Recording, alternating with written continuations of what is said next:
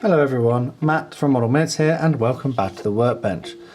For this, the fifth part of the Build With Me Airfix Hawker Hurricane in 1/72 scale series. And in the previous episode we were applying the decals. So if you've not seen that one or the previous ones, make sure you go back and rewatch it. This time we should be finishing this aircraft, I hope, adding the final details and a bit of weathering as well. So without any further ado, let's get into it.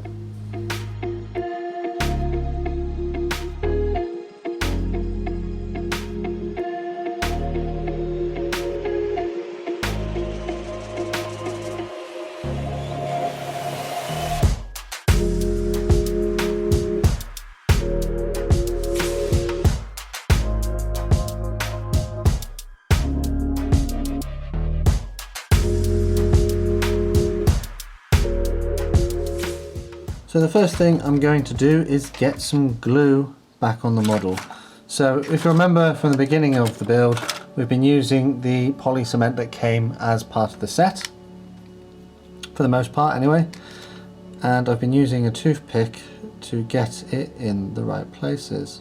And it cements into a hole here and onto the support arm here. A bit of glue there, and you'll remember that these have already been painted when I did the painting episode, so they are silver. Oh, hang on, we've got to go through. We've got to go through the braces that are already there, like that. Oh, come on. It's a bit fiddly, isn't it? There we go. Go through, push that one down, and then that's got to go into its little hole there, like that. There we go. In you go. There's another supporting arm for this, for the landing gear, which goes from here to here. So we'll get some glue in those locations as well. Got to be really careful when you place the glue now, because we've got all this paint and all these decals on, and we don't want to run the risk of ruining all that work we've already put in. And that goes on there, like that. So this is quite a fiddly part, so I'm going to use my tweezers. I'm at the wrong angle here for the camera, well, for me. There we go, and it goes like that. And this is a really well designed kit, that just like snaps together. There it is. So now that we've done that, we've got to do the other side. First passing it through there. Come on, there you go. And then popping it into place there. And then pushing that into its little hole. Come on, in you go. There we go, there we go, that's in there now. And then the next bit is to add the supporting piece, bit of cement on there, and then that goes in there, like that, and it pops into place there. Cool, with that done, let's add the landing gear covers, just a bit of glue on the legs, and then you need to make sure you put the right one in the right place. So that should go on like that. There you go. There you go. So now we'll do the other side, exactly the same. There we go. Give it a couple of minutes to dry and then we'll move on to the next bit. And the next bit is adding the wheels. And they do have a flat bit on, so you need to make sure you get them on the right way round. The flat bit of the tyre sort of represents the wheel under the weight. It's sort of compressing. There we go. With that done, let's flip it over and pop in our engine exhausts in the nose. So once again, we're going to get some glue on our stick, rub it along the inside of there, and then carefully insert our pre-painted exhaust. The thing with modelling is it can be quite therapeutic, I find. It's easy to lose hours and hours into an activity like this. Sometimes you just don't realise that you've been doing it for like 6 hours. You think it's been like 10 minutes. There we go. Engine exhaust's in. Whilst we're working at the front of the nose, we might as well add the propeller assembly we did in the previous episode. So once again, run a little bit of glue around the inside of the open nose there, Just a little bit though, you don't want to run the risk of it actually gluing the propeller in place, and then we just push it in. I think the next bit is the clear parts, so I need my clear fix.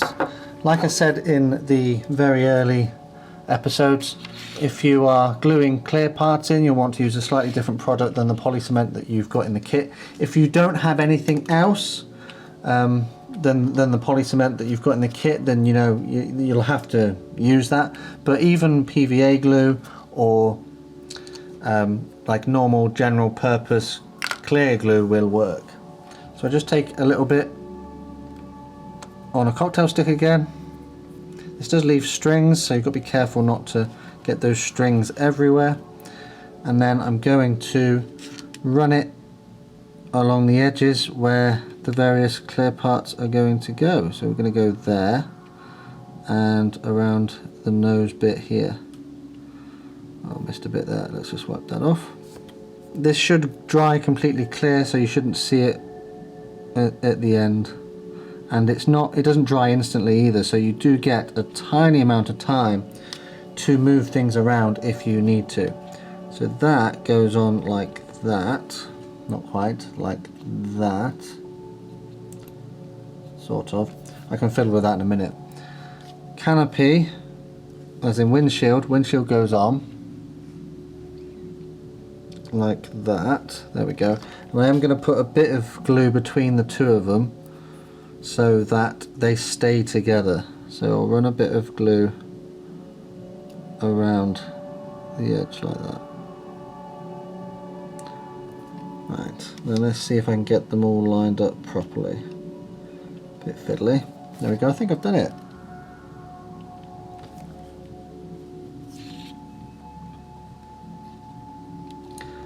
Any little bits that are missing paint, you can go back over and add a bit of paint if you need to.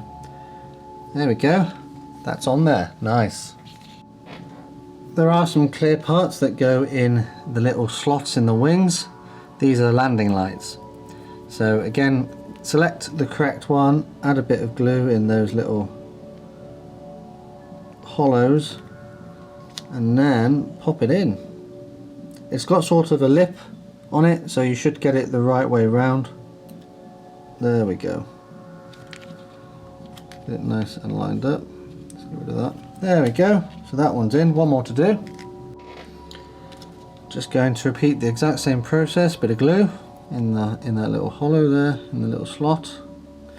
The light in. Easier said than done. There we go. That's a good fit, wasn't it? Haven't had any fit issues really with this. And that, in essence, is your build complete. I don't think we've missed any parts. I think we've got them all. They're all on there. So if at this moment now your model looks something like this, it's finished. Well, as far as the Airfix instructions will take you, that's it. But I think we might do a few extra bits and pieces. The first thing I'm going to do is use this Humbrol Satin 123 Extra Dark Sea Grey enamel paint to make an enamel wash. I know I'm not a big fan of enamel paints, but I do quite like making my own enamel wash. Obviously, if you don't have these paints, you could do this with the black 33 acrylic that was included, but it's not going to be as good. It doesn't flow quite the same. So there are different products out on the market which you can do, which you can get in order to do that with. But this is the method I quite like doing at the moment. So I'm taking the satin and I'm going to add some of it to a pot. Not very much, I don't need loads. It's quite a dark grey. That might do it. And as I mentioned earlier, you can't thin enamels with water, you have to use white spirit. So I'm going to use some white spirit and thin it down and make it into a wash, a really thin version of itself, a really thin paint. I do have a tutorial on my channel explicitly explaining this type of wash if you wanted to go and have a look. Cool, so with that done, I've got this really thin paint now. What I'm going to do is very carefully, oh, about knocking everything everywhere. It's very carefully, let's zoom in a bit. So there's not very many panel lines on this aircraft because it is primarily supposed to be fabric covered, but the ones that are going to get a little bit, there we go, you can see it running into the gaps. A little bit of this wash. Probably had too much on my brush to start with there. But don't worry, because I've got my cotton bud and I'll just dab off the excess stuff. If you go in the direction of airflow, it can help to add a little bit of sort of weathering. It looks like oil streaks. And then there's some more up here, which could do with a bit of wash. I normally use a black, but a lot of people have been complaining about how it looks. I mean, it looks nice in my opinion, but it's a bit too vibrant. But perhaps the grey isn't vibrant enough. It's working. It could probably do with being slightly darker, but it's alright. I think you can see it. It does give a bit of contrast. It's not like in your face, hey look at me, I'm a panel line, you know? It's a lot more subdued than that, which is quite nice. I think the place where the wash is going to stand out the most is on the lighter colour underneath. Applying a dark wash onto dark colours doesn't really bring it out, but here you can see it's standing out, which is nice. So we'll just run it into these lines here. That's coming up a treat on there. Just around these details as well, help to bring them out. So the underside would probably be a little bit grimier because it's such a light colour. Those are your bullet ejector holes there, for the casings. So the spent casings would come out of these holes here, so it's worth catching them if you can. And as mentioned, there's a little bit of excess wash there which I don't really want, so I'm just going to very gently remove it with this cotton bud, which has been, well, it's had a little bit of white spirit added to it, just enough to move the excess wash away. You don't want to leave it too long to do this because the wash could really dry and then it would be quite stubborn to remove. But a couple of minutes in, after it started to dry, just in the direction of airflow, and there we go, nice and clean. Just remove any excess, anything that you don't really want there. Don't do too much though, because although I've never experienced it strip the acrylic paint, I have heard other people have had trouble with it. So I would hate if you did this, you put too much white spirit on and it just ripped off your acrylic. I'd hate for that to happen. So just a little bit, light and sparing, removing the excess. It looks alright, it looks pretty good actually. I do have a full build of the Hawker Hurricane, this exact kit actually, but I think my techniques were slightly different at the time. So it would be interesting to compare that. So if you've enjoyed this series, you can always pop over and see how it compares to the last kit I did. Now we're going to do some chipping. So this is just where we simulate that any metal work that's been worn over time, perhaps through maintenance, has become proud from the surface. You can sort of see it now because the paint has worn away. So all I'm going to do is get my silver paint, my number 11, which I've been using throughout this build. This isn't necessarily the best paint for it.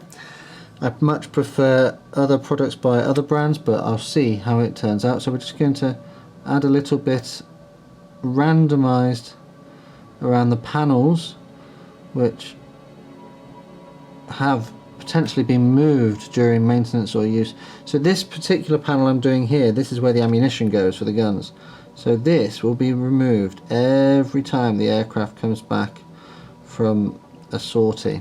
So we just put a little bit of silver paint around the edges of that, not too much, sometimes less is more, but just enough to give the impression that it's being used. You don't want too much on your brush though. You don't want it to look like it's literally a blob of paint. You want it to be sort of randomized. And I sort of pick out some of the edges there. Seeing a bit of wear would be down here, because I imagine that this is metal, so I'm going to put some little bits of chipping down there and on the walkway as well. I imagine that will get worn over time. Just randomly, doesn't have to go crazy, just enough to give the impression that it's being used. I'll put some here on the little handle, so imagine that will get worn over time. And perhaps a little bit on sort of the runner and the back of the canopy there, because imagine that gets worn. And I'll do a little bit on this side, but I'm not going to put as much on this side. Give an indication of how it's being used, because I think that the pilot enters on this side and the crew sort of help him on this side, so we won't go nuts with that. We'll just put a few little bits and pieces in a few other little locations, just to give the impression that there is a little bit of chipping, a little bit of wear and tear on this model. Now that we've done that, and it's looking pretty good, I think we need to dull down the shiny surface. So what I'm going to do is get this Humbrol Matte 49. It can be a little bit difficult to use this, going to give it a good shake. If you aren't careful and you don't mix it enough, it will leave white residue on the model. However, I have found that if you either mix it with some hot water or with a little bit of the satin that we used earlier, the 135, it won't leave that white residue. So let's give that a go. So in here I've got some hot water which I'm going to mix it up with, and I think for sanity's sake, a little bit of safety, I will put a drop of the satin varnish in as well, just to be sure, just for a bit of backup, just to make sure that we don't end up ruining it. Should avoid, that's the point, should avoid the landing lights and the clear parts we've already applied, because you don't want to make them not shiny anymore. So just keep clear of those and just brush it on everything else. So we're nearly at the very end of this build. There's only a couple more bits and pieces, I don't know what that is. A couple more bits and pieces that I want to do to this before we call it a day. I mean, all of these bits I'm doing now are like optional extras. You don't have to do these if you don't want to. If you were quite happy to leave your model at the stage earlier when we finished building it, then that is absolutely fine. There's no problem with that. But if you want to go a little bit further and test your skills, this is definitely something that you might want to try.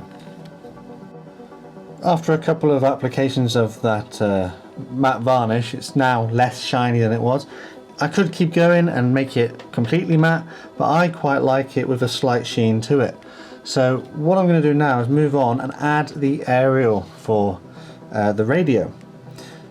So what I've done is I've stretched some sprue. So this is the sprue, the frame that the model came on, and I've literally just heated it up and stretched it into a fine wire. For more details on that particular technique, again, I have a tutorial on that, so have a look for that on my channel.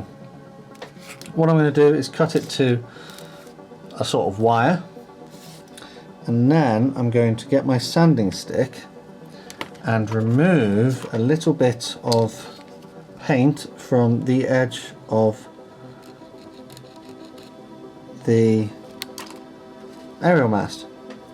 So now I need to glue the plastic wire I've made onto it. A little bit of glue on there, and then we take the wire I've just made, and I'm just going to glue it on like that. And my wire is a little bit thick, so if you'd stretched it quicker it would have gone thinner, but it'll be okay for what we need it for. We'll wait for that to sort of glue in place, and then we're going to repeat the process and add a bit of glue to the top up here, just a little blob, and then we're going to just gently stretch it to make it sort of tight and then pop it on the top. Apply a little bit of pressure and just hold it there whilst the two points glue together. There we go, so I'm going to just snip the excess off there. That's gone, and just make sure that I haven't moved it by accident in doing that. There we go. And then to help it hide or sort of blend in and not be so noticeable, because obviously these wires were quite thin in real life, just a quick coat of the matte black paint that came in the set. Just carefully getting that on there.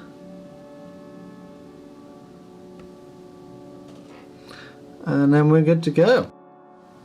And for the final step, I think I'm just going to add a little bit of sort of gun smoke and stuff like that. So this is a soft artist's pastel, and I'm just going to take off a little bit of dust, just scrape it off onto this tissue here. There you go, that'll do, don't need too much. And I'm going to get a dry brush like this, a nice new dry brush, and pick up some of that dust just on the end of the brush, and then just streak it back from the directly back from the guns. Doesn't have to be over the top, just enough to give the impression of smoke. Do the same on the other side, directly back from the guns like that, not going over the top. And then get a slightly bigger but clean brush and just keep going. Just remove it all off of there. There we go, like that. And the same on this side. Less is more sometimes. Flip over. Repeat the process on the other side. Let's get the other paint pot underneath there. Same again, so there'll be a little bit of gun smoke from here. Not too much, I don't really need loads on that though, because this is just where the ejector casings come out, so I don't need absolutely tons of that. Just a little bit. And on the wings I think there might be a little bit as well, so I've got to find where the guns are. There won't be as much on this end though. Like that, there we go. And then repeat the process, just streak it back. And I think that there might be an ever so slight amount coming out of the radiator, just a little bit.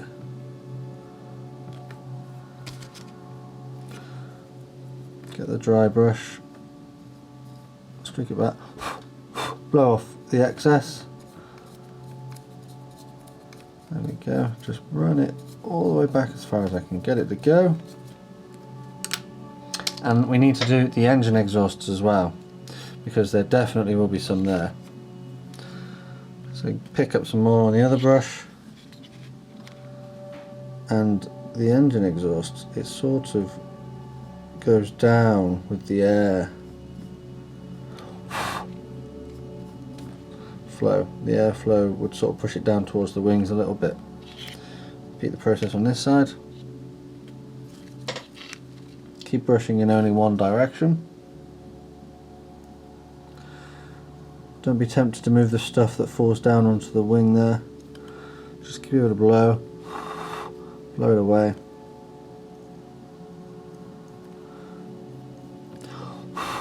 And then get the dry brush again and just clean it up a bit.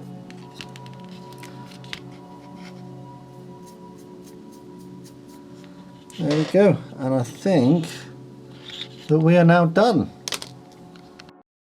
And there we have it, the completed Airfix 1/72 scale Hawker Hurricane Mk.1. Truth be told, this has taken me about 12 hours in total from when I opened the box until I put my paintbrush down. And that's including drying time. So realistically, there's probably about 6 hours worth of work went into this. Generally, looking at my work here, I'm quite pleased with it. The paint schemes come out quite neatly. I quite like the weathering that's been applied. A little bit disappointed that I messed up those 2 decals on the gun ports, but I think my rescue attempt went well. Yeah, it looks quite good, if I'm honest. I mean, obviously I'm sure someone will say that, oh, they can do better and, you know, it doesn't look good and I missed out bits and pieces, but to be honest, I'm quite happy with it, and I had quite a lot of fun doing it actually. This has been a new experience for me as well, since it's the first series I've done this. The kit as it stands is quite a good kit to build. The fit of the parts was really good. There is a good amount of detail. I didn't find it too difficult, so if you've picked this one up as a starter set, you should definitely give it a go. But anyway, let me know down in the comments, what did you think of my build? Did you think it was a good build? Did you learn anything from it? Are there perhaps some new products that you might feel like trying? And be honest, did you actually build this along with me? If you're on my Discord or you follow me on Instagram, I'd be interested to see your finished Hurricanes. Or maybe you just learned something new. So feel free to let me know down in the comments. If you enjoyed this video and you'd like to see more things like this, please make sure that you're subscribed and click that like button to feed that YouTube algorithm. As always, a shout out to my patrons and channel members over on Patreon and here on YouTube for the generous support they give my channel. To find out more about how you can get involved, take a look at the links in the description. Finally, all that's left to say is a massive thank you to you for watching this one, and I'll see you on the workbench again next time.